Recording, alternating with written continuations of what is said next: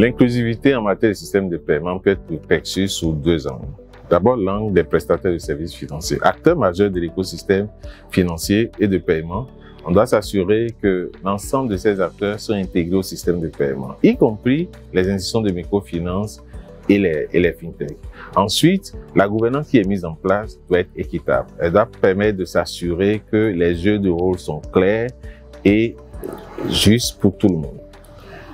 Au niveau de l'angle client, on doit s'assurer qu'il y a un mandat vers les segments vulnérables et que ces segments-là peuvent réellement accéder aux services financiers à des coûts abordables et que les cas d'usage qui sont intégrés correspondent à leurs besoins.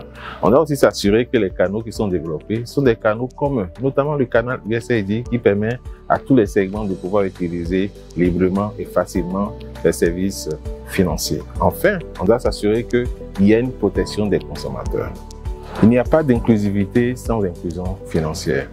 Pour réussir la bataille de l'inclusion financière, on doit s'assurer que ce n'est pas seulement les banques qui sont intégrées au système de paiement, mais l'ensemble des acteurs, notamment les institutions de microfinance, par exemple.